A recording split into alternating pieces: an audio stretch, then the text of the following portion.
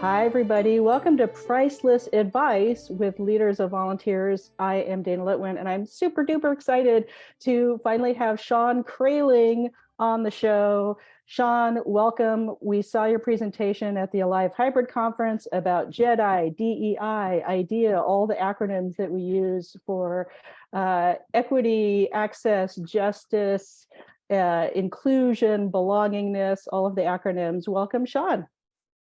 Thank you, Dana. I'm so happy to be here. It's been over a year now, I but think so. finally, after a year of insanity and just getting to the swing of things, I'm so super thrilled to be chatting with you. Yeah, I started hounding you for this right after that hybrid conference. And then for each of us, life gets in the way because we're in the 2020s and this is the world we're Yeah. in right now. So I'm really glad to have the time. And so I know your background as an educator, polyglot, multilingual educator, and particularly interested in teaching and having expertise in, you use the acronym IDEA, but other people use DEI or JEDI or DEIJ. So give us a little background on, the company Reimagining Education or Reimagine Education that you Reimagine founded. Education Group. Yeah. Yeah. So yeah, my background's very interesting. Educator by trade. I think that's really where I started, and particularly in world language education.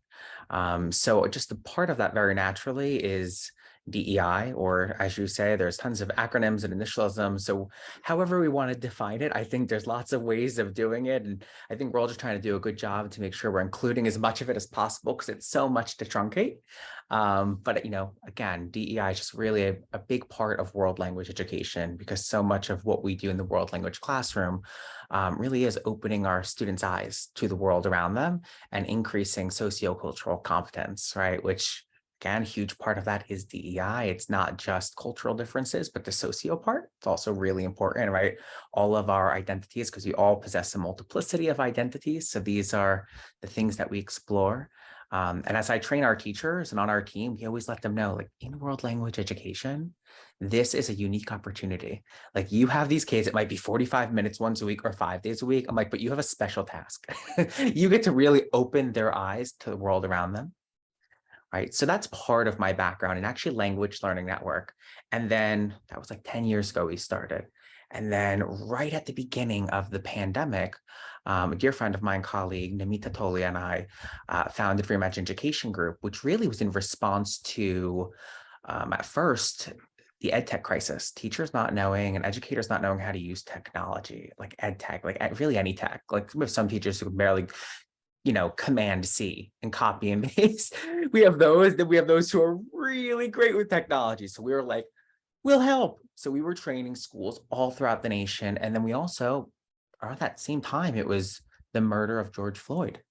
And that, I mean, if I want to say finally, it's like, okay, wake up time. Like there's been so many atrocities, but this one really impacted the education system. People were actually trying to make a change and they were going to put, money where their mouth is. They were actually going to act. They were going to do things. And Namit and I just have this in our blood and our backgrounds as two individuals who have, these different identities, some of which are marginalized. And we said, this is something that we want to do. It's something we do in the classroom and as leaders in education. So why don't we do it for teachers, for other adults who really need it? And from there, we started working with schools of all sorts, public, private, charter, Montessori, Waldorf schools. We're working with boards, associations, and working with adults on DEI, something that is not easy to do, working with adults. You have people who are set in their ways. You have people with the best intentions saying, I don't see color. You have people, it's that type of work. But for us, it was probably some of the most meaningful work that we could do, especially because it's just really near and dear, close to our cores. I, as a gay man who has a son, right? There's so much that I go through on a day-to-day basis. He has two dads. So it's like Mother's Day is coming up. What happens with my kid? He's in the past. He's like come home with nothing. And I asked the school, I'm like, so what did my kid do? They're like, well, he did something else. I'm like, what do you mean he did something else? Like, no, no, no. But he goes to progressive school, like a Reggio school, right? And you would be like, oh, progressive school, they've got this. We're all still learning. Everyone's right? still Nobody's learning. got Yeah. it down pat. Nobody, we all make mistakes. We're unlearning, we're conditioned. Totally get it. But it was just so personal because I'm like, yeah, it really applies to my life day in and day out and in the days ahead because my son's only turning 5. So we've got quite a road ahead of us. I He's think I only digressed a 5. little bit, but there's a little bit of my No, background, Reimagine Education Group.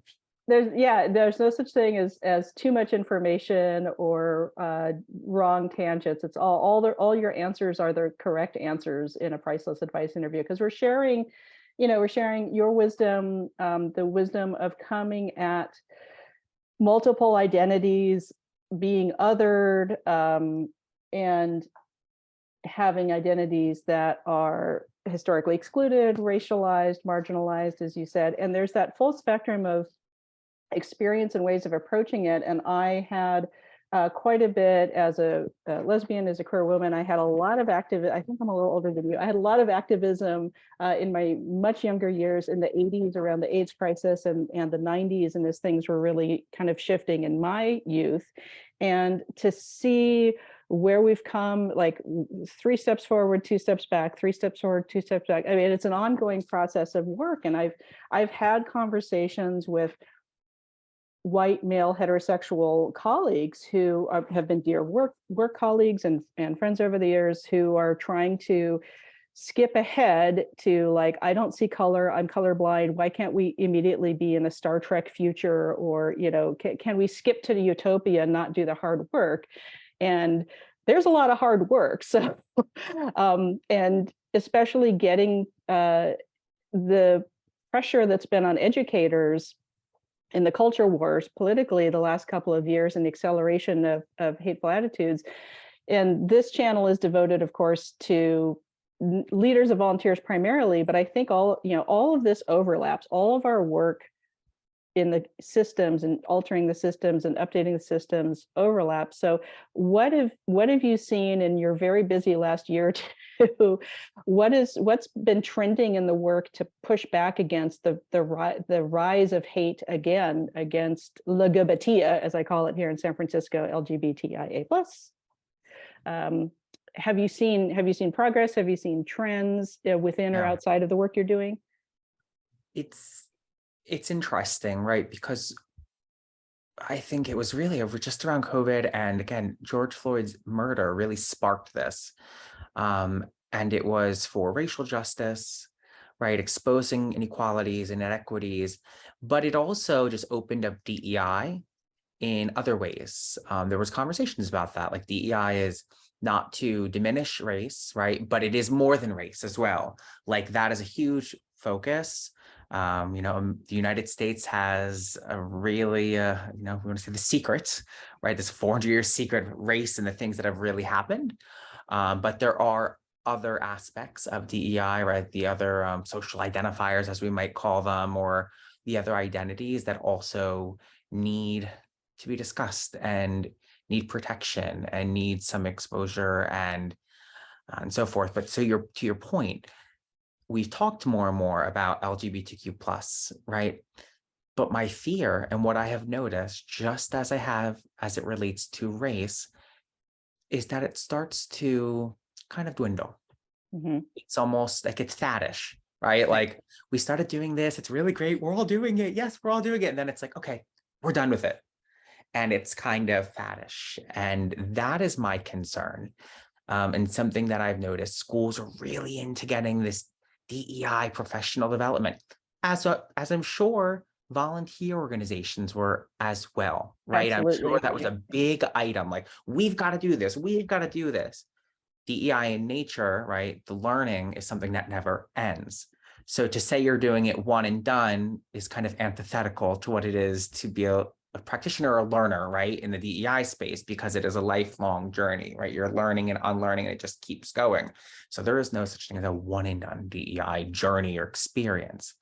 But again, specifically to LGBTQ plus, schools are focusing on it. We're going to bring in a speaker. We're going to be using this new curriculum, but then it dies down, and we stop talking about it. And in New Jersey, where I'm born and raised and currently live, I don't remember exactly what the legislation was, but there was something put forth and it was passed, that we are not able to survey our students in a way that collects like their personal pronouns. And that was considered not to be legal. Whereas at one point in time, we were training people prior to this. Give your kids a survey at the beginning of the year. Ask them, allow them to have a space where they can write my pronouns, the name I want to be used. With whom can I use your pronouns? In front of whom, et cetera, et cetera. The state stepped in, was like, no more surveying of that sort. That type of information will not be surveyed. And that was within the last 2 years. So really that's almost in response, right, to all of the work we were doing in DEI, but specifically to the LGBTQ plus issues. That was disheartening because we were doing so much work, and then to see legislatively like, oh, we're going to stop that piece, right, because it was so powerful for so many of our students, right? Especially our students in our community, the LGBTQ plus community. I would say members of that family being our trans family members who are especially scrutinized. Like that was a way for them to have like a safe exchange with their teachers. And now teachers could, be in trouble for that, could be in jeopardy for collecting such information. People talk about the pendulum swinging back and forth, but there's real harm and there's real danger in legislation and rhetoric. And there's also this aspect of education that overlaps, whether it's that person's background or not, with leaders of volunteers and nonprofit, because you're always educating the public to your mission and your cause.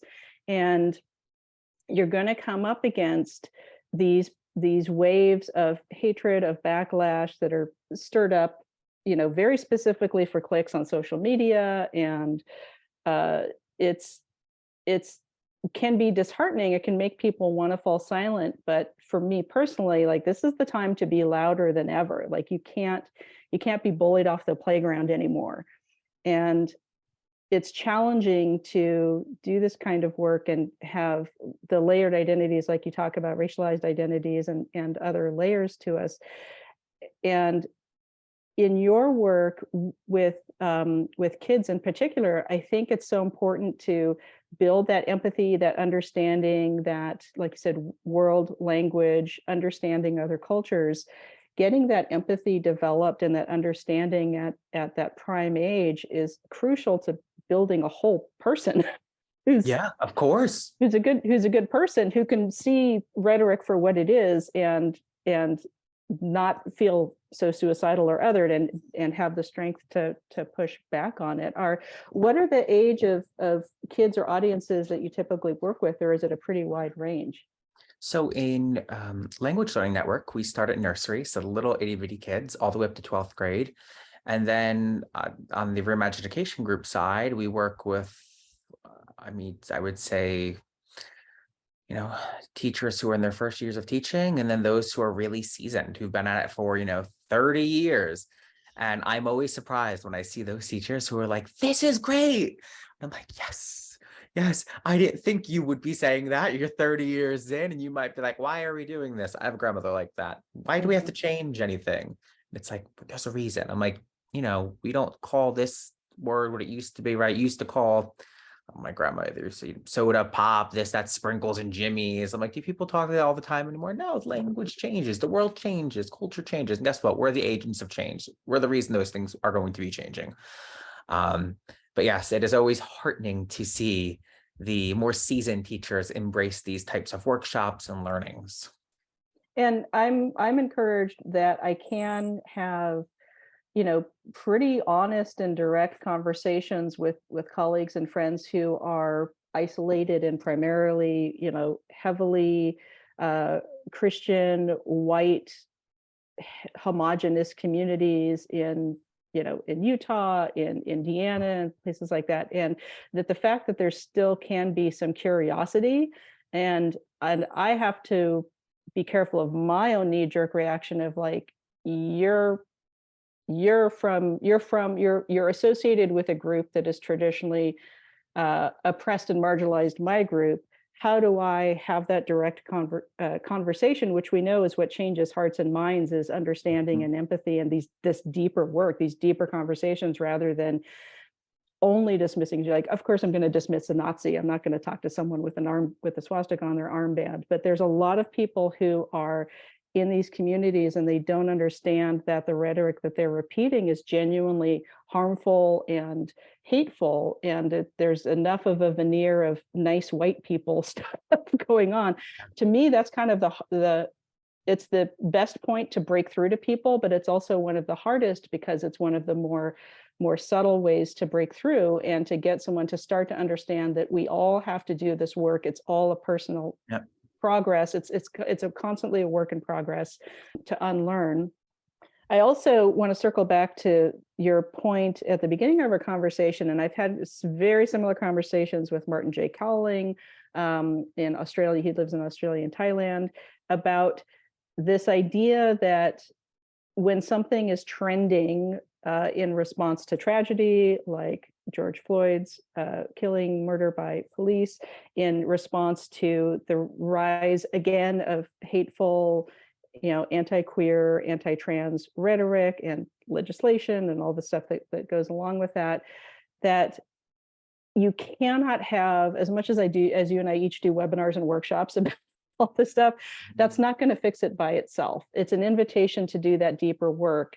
And how do you balance, I'm going to do a segment at the Alive and Better Impact in VMPC National Conference, even if it's a pretty long segment on DEI and IDEA and JEDI, and here's how you do the deeper work. Like, this is a problem I ponder all the time, is like, how do I get them to really start to dig into the deeper work after the webinar, after the workshop? I don't think you're a wizard. You don't have to have the Gandalf answer to this, but to me, this is ongoing, of like, how do you get people to not just check a box at HR that they did a workshop or a webinar and think that they're done? I think that what really makes the difference is when you're able to strike a personal chord. When you have an audience full of, I don't know, it could be all straight people, all white people, the moment you hit that chord, it resonates and they're like, okay, like, I'll do the work. Like, my grandmother for the longest time, white, like Italian Americans born here. And it was usually about, whenever we would talk about racial inequality. But I don't understand why. What's the big deal? We don't have to. I'm like, Grandma, would you want me to be fired for being gay? Oh, of course not. I said, exactly. Would you want someone to be fired for that then? Oh, I'm like, yeah, you wouldn't want your grandson, whom you love so much, to be fired for being gay, for being this, for being that. That person's grandparent doesn't want that either. And then she got it, and she was much more receptive to the conversation. I think that people who don't necessarily have a stake in it, or don't realize they have a stake in it, because we all do, right? Yeah. We all have some type of identity, even if we're not talking about it, it might be suppressed. We have it. If you're able to make it relevant to them, I think there's a higher likelihood that they're going to keep thinking about it. They might see another class and be like, oh, that might be interesting. Or maybe they're going to talk to their kid about it. Or maybe they're going to talk to a friend about it. Or maybe they're going to give to a good cause. But I think that personal or emotional piece really goes a long way. And that's also in the science of learning, right? We learn more when we have an emotional tie. We talk about that with small children. We talk about it with adolescents. When we really can feel something, right, and have that emotional tie, that bond, we're willing to work with it more, and we're going to take it with us. And I would say the same applies to the science of adult learning, right? When we're able to really hook it in emotionally, there's a higher likelihood that the people on the receiving end are going to take it with them and perhaps even apply it or consider it further, be it another webinar, signing up as a volunteer, talking about it, spreading the word, maybe not just dismissing it or thinking it's just not, doesn't affect me. And pushing beyond that, if there is any discomfort with anyone in the participants or the audience or however that presentation is being done, it's okay to push into your own discomfort and to help other people get pushed a little bit into their discomfort on the edge of it, as long as I think it is centered in that common emotion and that personal experience and that something that can resonate and relate to. In volunteer engagement, one of my core messages is that trust is our currency. Trust with the volunteers, the rest of the team, paid or unpaid, the whole community, the work that the organization, whatever the mission or cause or work that they're trying to do, the foundational currency of all of those relationships is going to be trust. And it's important to trust yourself and the people around you, if at all possible, to push through that discomfort together. And that's, that's personal growth, that's group growth. I've done a lot of teaching volunteers to be interpretive guides and docents. I've worked a lot with conservation agencies or with after school programs and things. I do not have the education background you do. I'm not setting that up, but I think there's so much overlap of these ideas of how and when you educate someone, you creating a personal connection is always the core of teaching people about nature. Like whatever city you live in, whatever high-rise apartment building you live in a major city, you are still connected to nature. And that, again, in itself builds understanding, empathy, respect, and that sense that we are in this together. We're part of one ecosystem. We're part of a lot of different pieces of societies and different cultures, but that focus on making it personal and hooking in those heartstrings, I think, is really at the core of that building trust together. And sometimes you build more trust going through something really difficult together. Sure. Yeah. I've definitely seen that. In your teaching the teachers idea, and speaking of adult education, having those breakthroughs, what have been some of your most successful techniques in addition to getting that personal connection? Is there any tips if we're trying to do learning journeys with volunteers or just community engagement in general of changing those hearts and minds or having people have that eureka aha moment? Sure. So I think it's important to remember that if you're ever met with any type of confrontation or discomfort, which is going to happen, it's always going to happen. We're talking about things that are really delicate and really personal. To bring it back to the reason we're all here in education. I mean, in education, it's the kids, right? That's typically it, the kids. In our work as volunteers, right? Those who are on the receiving end, right, of our volunteer work, different people. It's also important to remember one of the characteristics of both teachers and volunteers, and I think it's their intrinsic motivation. Very interesting. They both have that, right? They're both intrinsically motivated. We all know teachers are underpaid, right? Volunteers are in it because they're in it. They are choosing to get their hands dirty and do the work. I would say to some degree, teachers are to some degree volunteering. They're volunteering a lot really of their time and money. Underpaid, sadly, and they do lots of jobs, right? But bringing it back to that is a great way of diffusing situations, right? Remembering why we're doing this work, because it's really easy to just start throwing your hands up and I'm not doing this. This is crazy. But remember, like, I get it. It's hard. This is not easy. Like, it's not easy for anybody in the room, right? We're all on personal journeys. This is different for each and every one of us. We're all going to be going through it. It might be you today and it might be Sarah tomorrow. But why are we here? What is the reason we're here, right? Was there something that happened at our school, at our organization, right? It is our service. It might be our service to our children. It might be to the recipients of whatever the volunteer program it is.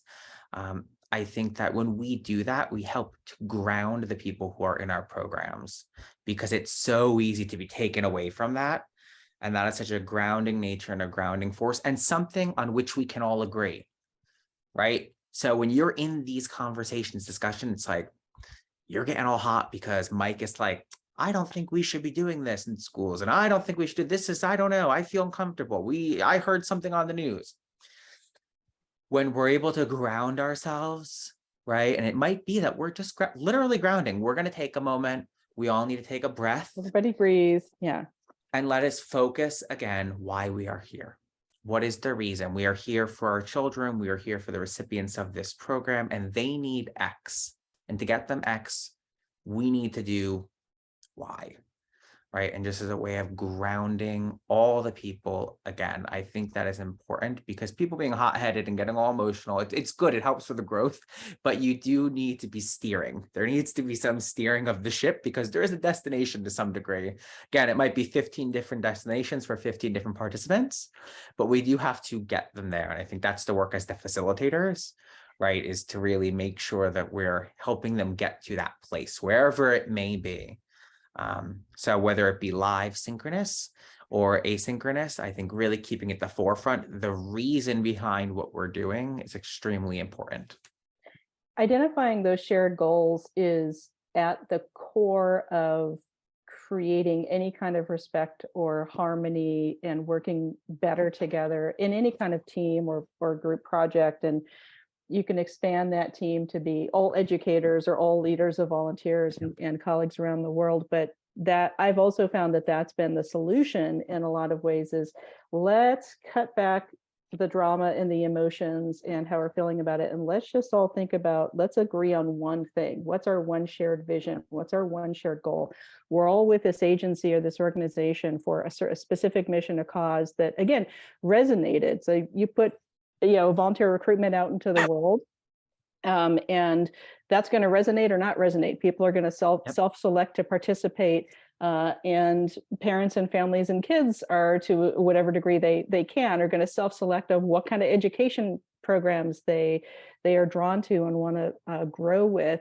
And I think that keeping that in mind and sometimes being the facilitator or the person steering the conversation or steering the project, like having your own emotional neutrality, like that can be super challenging too. I find myself getting that again, that knee-jerk trigger, or certain old wounds or buttons get pushed about otherness and the volatility in the news and social media in the world today in general. How do you personally, do you take deep breaths? Like, how do you ground yourself and kind of steel yourself to do this work on days when you're not feeling great yourself? I think a lot of people get in that situation the last couple of years. I think, being honest, at the beginning of our workshops, we've typically always done like a temperature check to see where everybody is. Like, how are you feeling today? How present are you feeling for this? For just being here in general. Now, how present are you feeling for this workshop in particular? How important do you think this is? Really just reading the room. And listen, if I'm having a bad day and I'm supposed to go on and be with people, I'll let them know. Listen, everyone, my kid was crying. He has a fever. I am just getting here, like kind of flying in. I will like bring myself back down to a different place. But just so you all know, like I too am a human being and have a life. And just as you all are, nobody comes here and like you're not 100% perfect shape and form. And like we've all gone through things this morning already, even if it's, 10 o'clock, even if it's 7 o'clock. Some people get up at 4 in the morning. We've all gone through things today.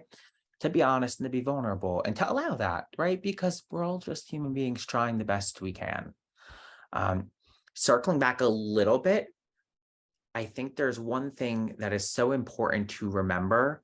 And it's that, and I know this might be controversial to say. You say what you're going to say. Yeah. But in education and that in volunteer space, it might just be that those people are not ready to doing that work in education at all or in volunteer space. They might not be the people we want exactly in our volunteer organizations or in our schools.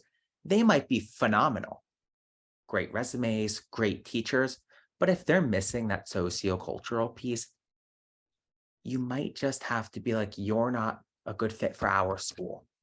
You're not a good fit for our organization.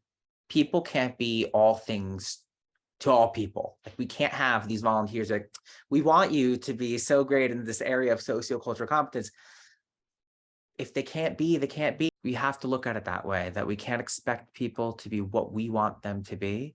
And that might mean that a volunteer isn't going to be doing work with us. It might be that a teacher might not be working with us at the school. And that's okay. There's other things in the world for everybody to do. But if we're really putting first our kids or the recipients of whatever volunteer program it may be, that may require us not to include certain adults in the process. That's such an important point, and that's come up in my other Tuesday Tips and Priceless advice interviews and just my work in general. My mantra that I learned at the beginning of my career working with Sean specifically in Project Open Hand here in San Francisco, where I kind of got my start, is every interaction with a volunteer is an invitation to stay and an invitation to go. The second sentence in that phrase is, and it's okay if they need to go. Yep. And probably universally the number one, dinner party question for someone who's never met, a director of volunteer services, if you're at, having an interaction at a party, like, oh, are you ever allowed to fire volunteers? All the time.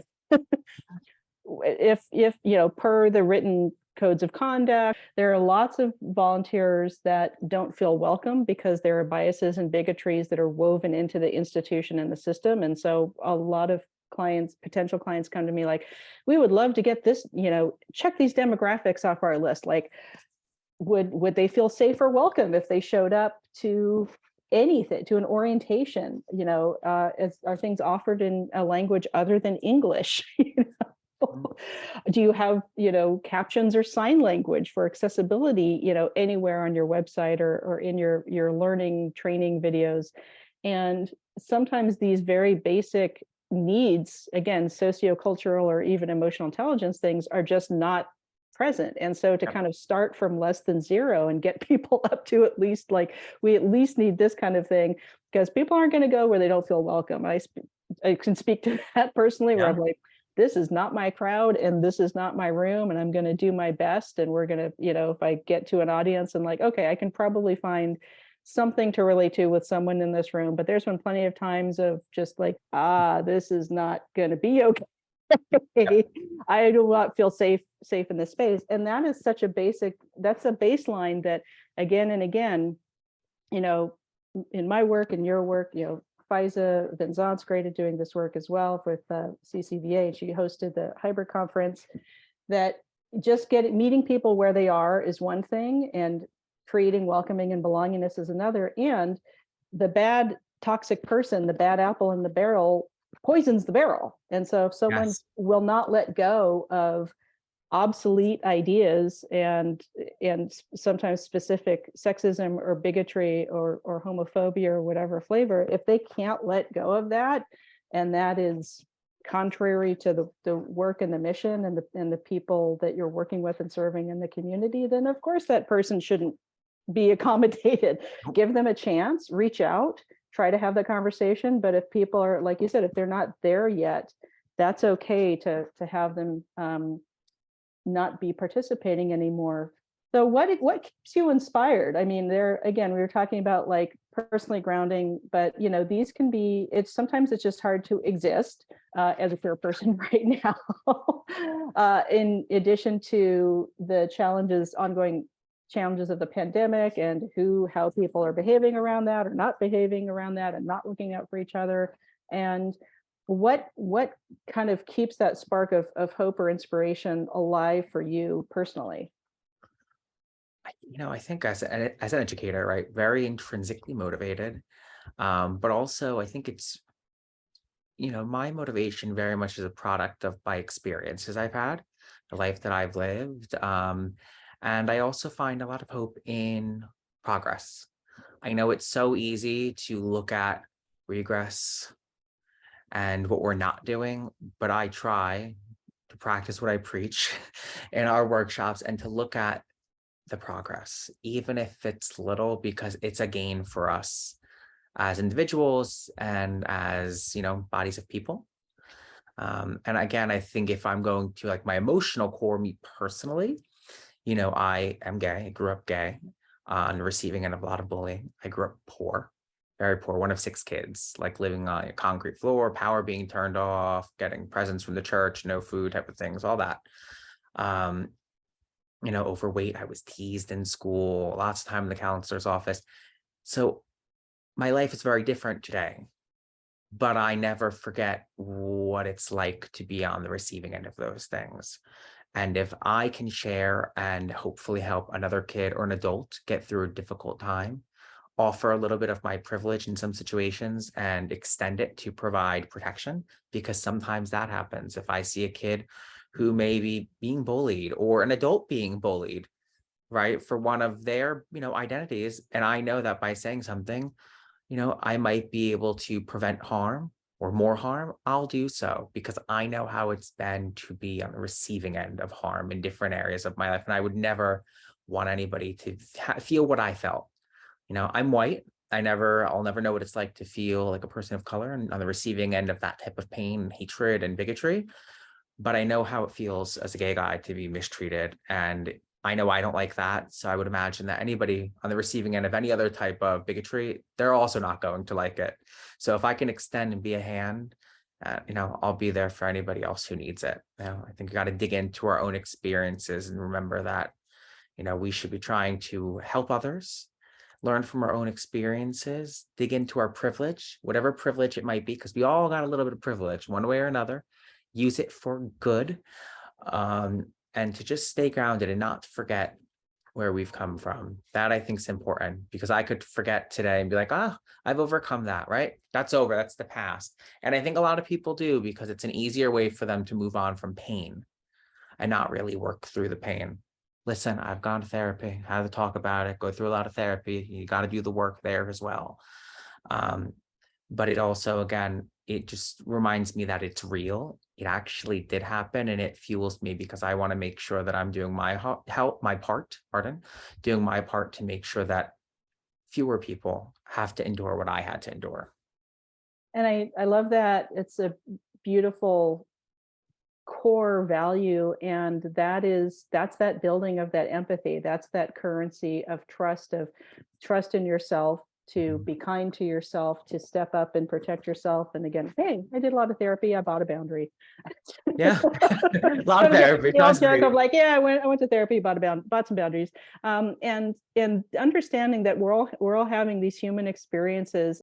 Something that's expanded in the last couple of years of the pandemic is also, yes, and also more awareness with the disability community, and more people being disabled by the pandemic, not just having that as its own economic impact, but that's become more of a focus of some of my work. And Jane Cravens has been really good in this work as well, of pointing out, yeah, it's been great to go online, and that has helped accessibility. But if we start to think we can come back from the pandemic's over and we can come back to in person again, I am still excluded from that. Other people, I don't have long COVID, but it's like I'm still protecting myself around in-person events, and I'm still masking and, hanging out with people where I know what their habits and attitudes are around their personal health and safety, and that empathy for others.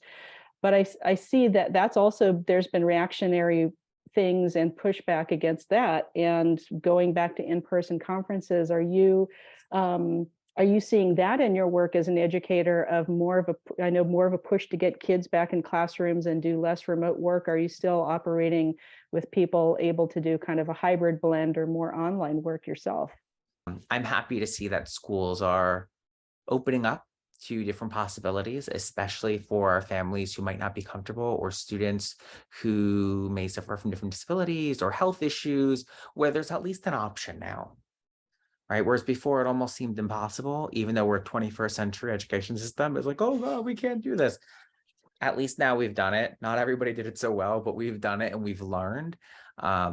And there are more options, even for the adults when they're doing professional development and board meetings and faculty meetings. They're done online still for a lot of schools, which is great. You can go home, spend time with your family if you have family. You could have that, just some of that peace and quiet at home, that time that you need to decompress, get out of the building.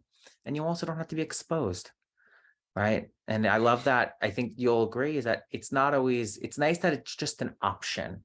Right. It's not an option for those who are not in agreement with, or you don't feel comfortable. It's just whoever wants to do it can do it. So nobody's being, identified as the one. That opens up accessibility. It can be difficult with people who are on the digital divide and don't have access to internet stuff. But again, the more choices you offer folks, and the more you can meet them where they are in any way, emotionally, with thought process, physically, in person, online, that just opens up the participation. That widens the audience. It's the old adage of, if the front of the school is covered in snow, do they shovel the ramp first so everyone can get up, or do they shovel the stairs first? It's like, let's shovel the snow off the ramp and everyone can get there, rather than if we do the stairs, only some people can use the stairs. And that's something that I hope you and I each can change hearts and minds around all of this important work.